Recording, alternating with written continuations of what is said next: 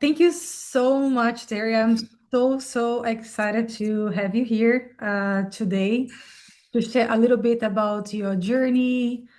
I would love to actually start just by like asking you if you could please share a little bit more about like yourself, what you do.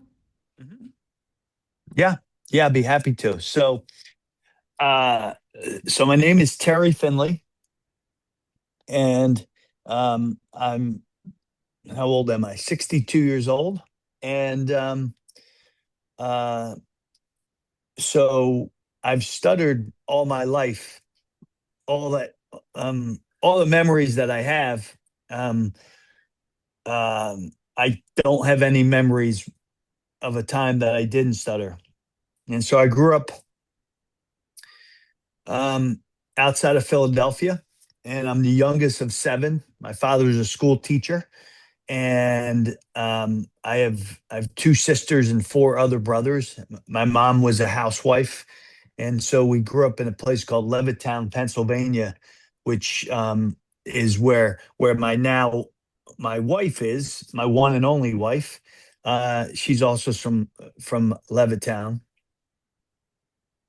and so what happened was I dealt with stuttering and used to go to a treatment program at a place called Easter Seals, which was where they had speech therapists, and so just like it is now, it's I remember it getting a little bit better and getting a little bit worse, and then I'd go through uh, periods of time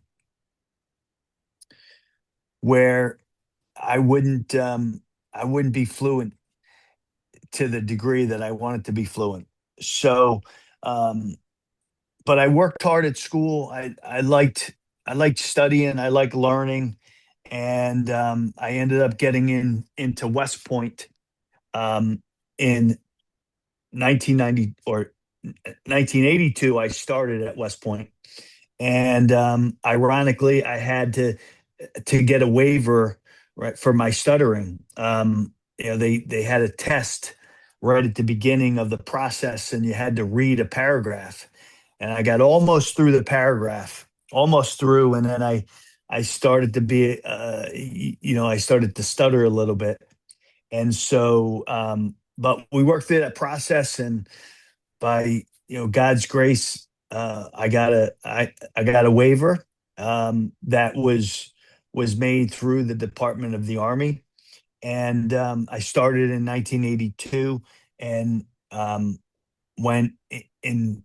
I graduated in 1986, and stuttering was part of my time as a cadet, and I just dealt with it, and then I got out of West Point and I spent 8 years in the military, and also, stuttering in a very similar way was part of the 8 years in the military. And quite frankly, when I got out in 1994, I was looking what my next step was, and it was in the back of my mind that was I going to be um, impacted by stuttering in the corporate world. I had um, a job offer from a company called Johnson and Johnson, which you probably have heard of, and I really didn't have my heart into it, but I did have my heart into thoroughbred horse racing, and so I started a company called West Point Thoroughbreds along with my wife Debbie, and we started and we just kept building and building and building, and today, 35 years later, we've been in business for 35 years, and 35 years later, um, we are the largest company that does what we do in the whole world. And so we manage about 150 horses and have about 800 clients all over the country. And you know, we've won the Kentucky Derby. We've had some really top notch horses. One in particular by the name of of Flightline, who was the horse of the world in 2022.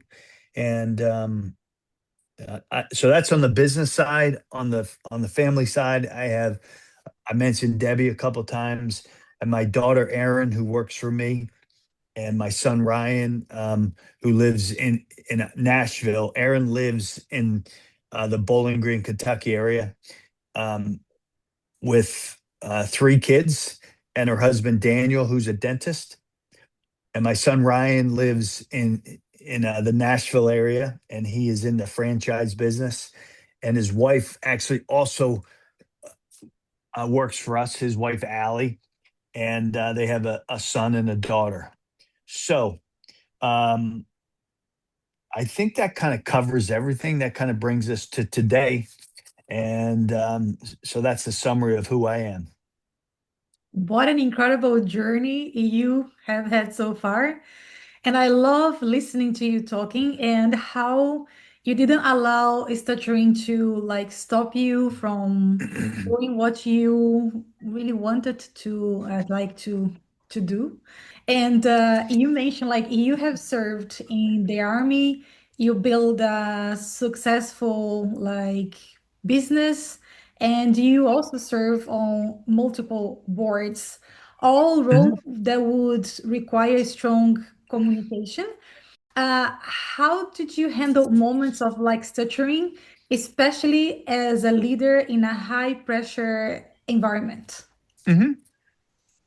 Well, not without anxiety, um, mm, not without trepidation, um, but I think I deal with stuttering, and I'm on TV quite a bit, and I speak in public quite a bit, and I think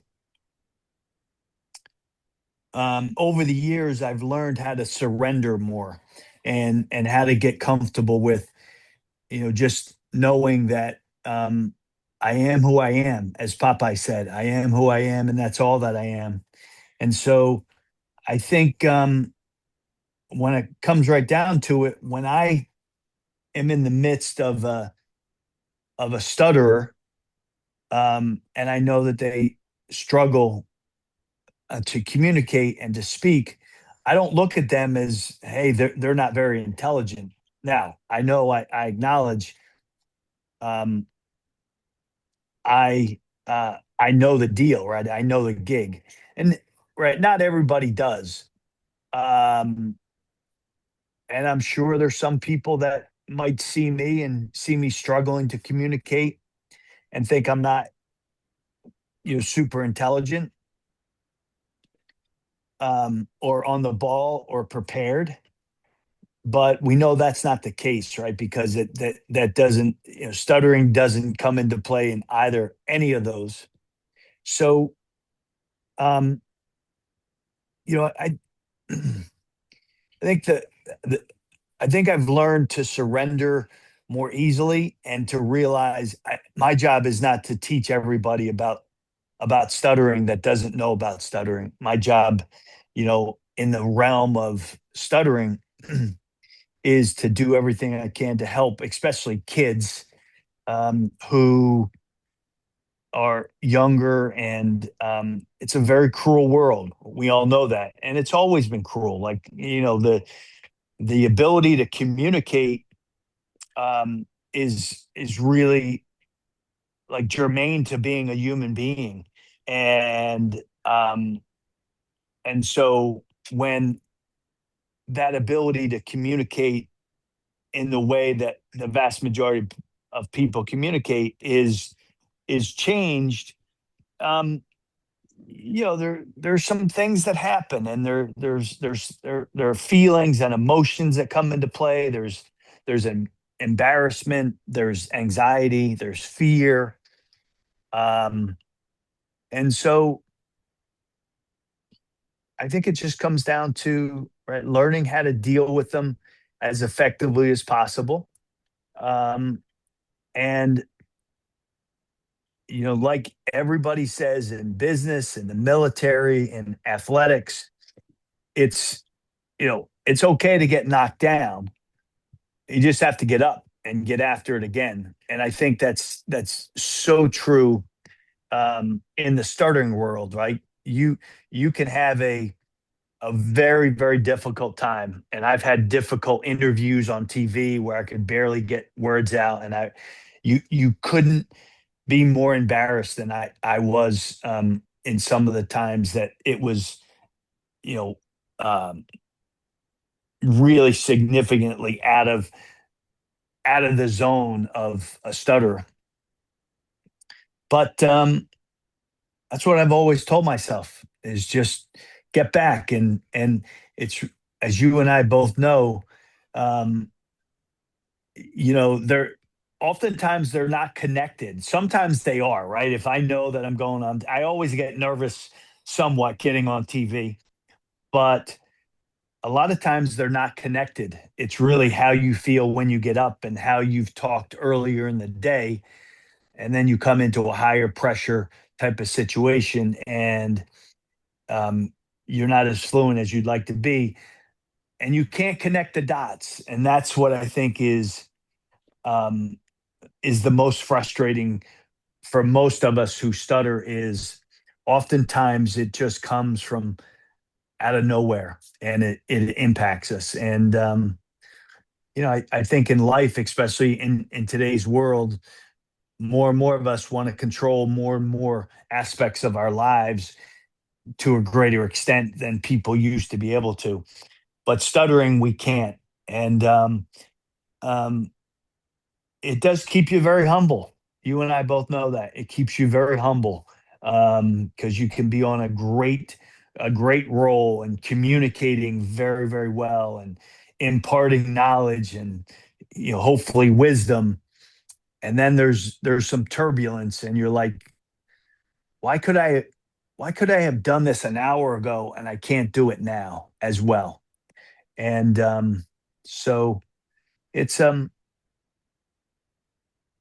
it's just something that is part of our identities as stutterers. But everything's going to be okay. That's what I tell people. That's what I tell myself is the sun is going to come up tomorrow, right? No matter how tough of a day any of us have had in the communications part of our lives. That's so true. And I believe that you probably have come a long way to get to that point. Because I think for what I see for most people, like when we're kids and maybe teenagers, it can be really, really tough because we're still forming who we are, identity, and everything. And I think as we grow a little bit older, we start to be less concerned about stuttering or about what people will be thinking about us. And I would love to understand how did you find the strength? So, for instance, you mentioned that stuttering doesn't bother you as much as it did once. Hmm. Uh, can you share like how did you find the strength and what changed over time? Was it a mindset? Was it faith or experience or just maturing, growing older? Like what happened? How did you reach this level? Hmm. Well, you hit on basically just about every one of them, and I'd say every one of those played a part in getting me to the situation I'm in now. And it's not perfect. It's not perfect. Like I wish um, that when I went on TV, I could be calm and cool and collected, and my neck didn't get red, and I didn't have starter words, and I could really communicate, um, you know, in a way that would show that I didn't stutter. But that's not me, and so um, I think it's just acceptance, as I mentioned. It is wisdom. You get a little bit older and you're thinking about things and you realize the world doesn't revolve around um, any individual. And I know like it's easy to get into a zone where you think the whole world is looking at you and the whole world's kind of chuckling, and the whole world is is kind of smirking and saying, man, I can't believe that guy stuttered for this long and he can't fix it. And I know somebody very, very dear to me who's got social anxiety. And one time that person, I talked to him, I said, why don't you just get rid of the anxiety? Why don't you just relax when you're around people? And the person just kind of took a deep breath and said, well, why don't you stop stuttering? And so that has made a mark on me to this day. Like, um, there are some things you can control and you can impact, and others it's hardwired um, into your world, and it's kind of like uh, when you have trouble with alcohol and you're an alcoholic and you say like you never are not an alcoholic. It's always there. And there's some things that also go in. When you stutter, you're always going to stutter. President Biden, like he stuttered as a young boy, had a very difficult time. And um you know like 70 years later, he would give the State of the Union and he would stutter a little bit. So, and he was the leader of the free world. So, um, there's no one right answer to how did any of us do it. And, but the beautiful thing is that it's never over and it's always there. So I think again, um, I think it keeps you humble and it keeps you asking God for wisdom and for grace. And when you get wisdom and grace from God, I mean, and you're realistic and you're reasonable, so what? You stutter a little bit. Big deal.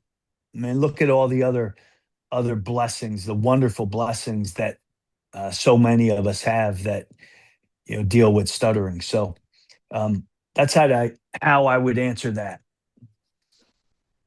That's really incredible because I can see how a positive mindset and believing in like yourself and choosing to look at the positive and all the skills and talents that you have rather than focusing on like stuttering, which can become an obsession for many people who like stutter.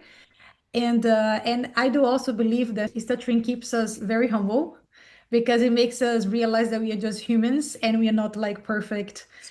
And I think the faith also having faith in God and asking for wisdom and grace, I think that also very much helps us to keep going.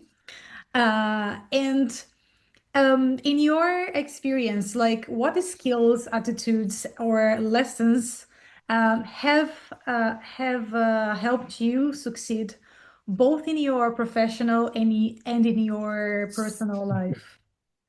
You brought it up, the positive attitude. It's especially in today's world, if you want to find something to be down about and you want to find something that can get you irritated and get you upset and frustrated, you can find them very easily.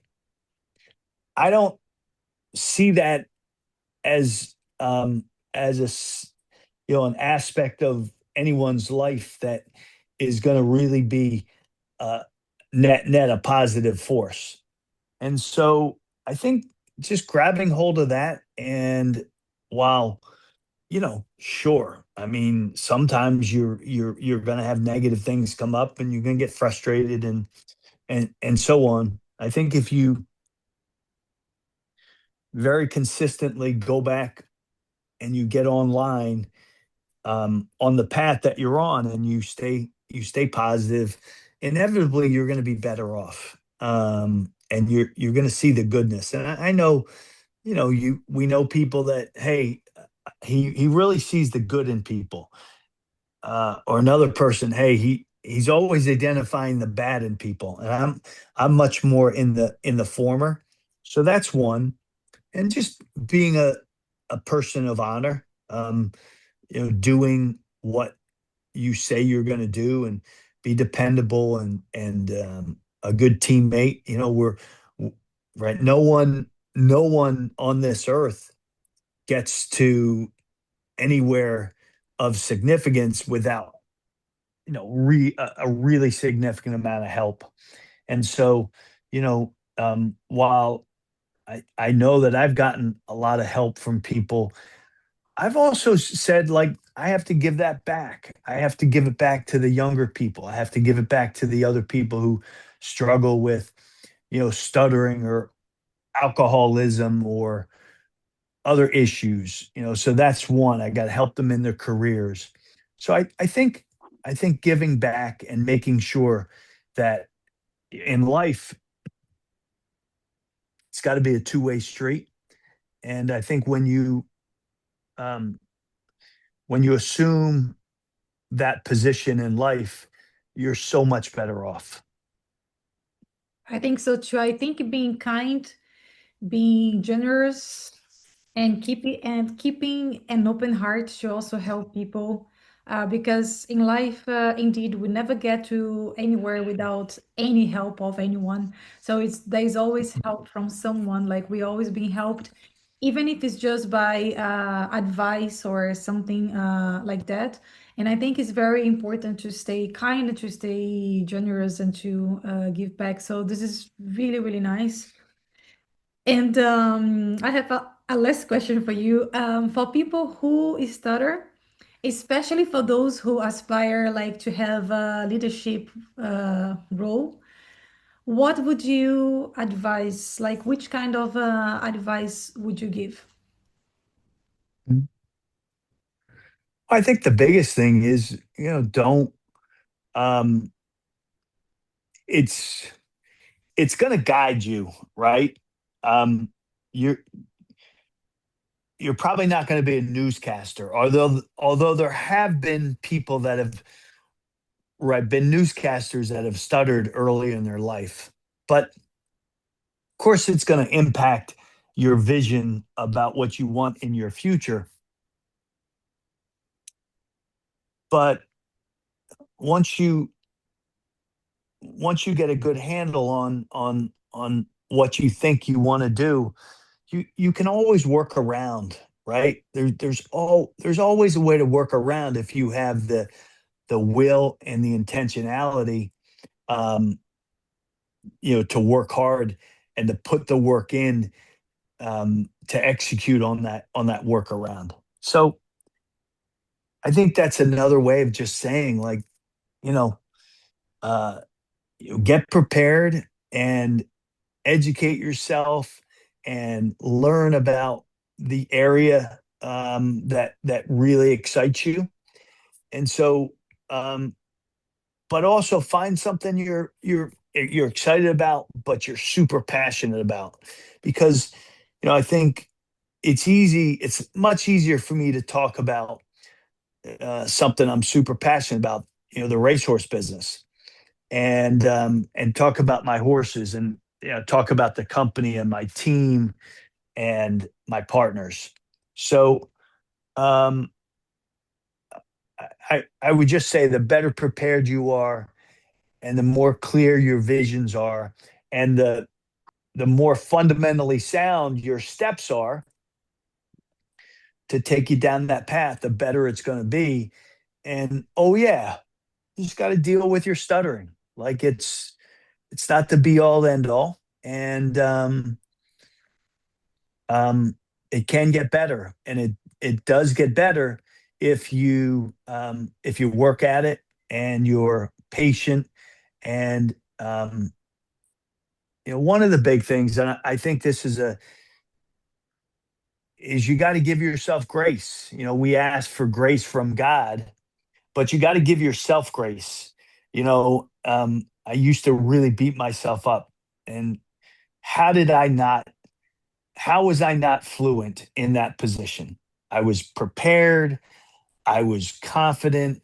I was in the right spot. I went in with the right outlook and the right mind frame,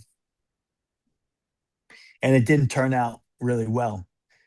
And for the longest time, I beat myself up, and then I just really got my arms around that I was just making things much worse.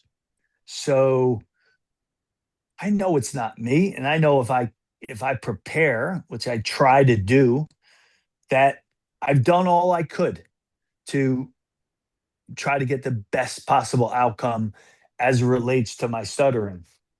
When it doesn't work out, it doesn't work out. And I think being easier on myself has really helped me substantially. Yeah, it's interesting because we very often expect people to be gracious, like to have patience, like to be kind to us when they see that we are struggling to talk, to speak, but we so often don't have the same grace with ourselves. Yeah. So I would say very quickly, the other thing I when I talk to people, um, especially parents of young kids, and I when I've had the experience of interacting with parents, it it hurts your core. It hurts your soul to see the strain on the faces of the parents. And I'm not going to sugarcoat it. Like it's it's not easy for a kid, and my heart breaks when I'm around kids that struggle in their communication. Um, but here's what I'd say to those parents. I'd say, one, things will get better. Like, and you, it's one aspect of your son or daughter's their persona, and they have so many other ways that add to their persona. So that's one. And two, I was asked a question, um, I don't know, maybe 10, 12 years ago. And the question was this: if you had a choice um, to relive your life, and you had a choice of saying that you stuttered or you didn't, what would you pick? Which I thought was a very ethereal, just a very thought provoking idea. And it didn't take me long to realize, like, stuttering is part of, right, who I am. And uh, I would I'd be okay with it if I had a chance to run through life again. And I would, I think it's given my life, and my relationships, it's given it, uh I think, a completeness and an aspect that I I'm okay with.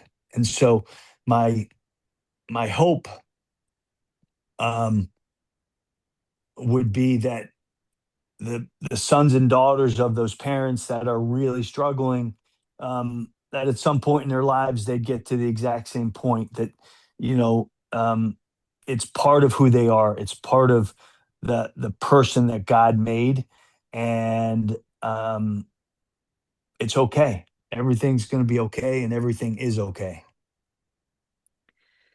Thank you so much. This is such an inspiring message, and I really hope that people will watch it and feel encouraged by your words, by your journey so far. And it has definitely inspired me.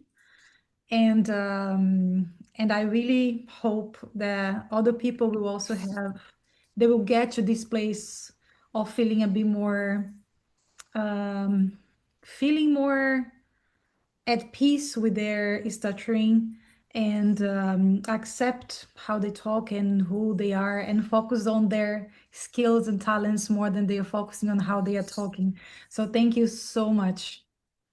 My pleasure. Really enjoyed it. Thank you very much. Have a great day. All Thank you, right. Terry. You too. Have a good Bye-bye. one. Bye Bye-bye. bye. Bye.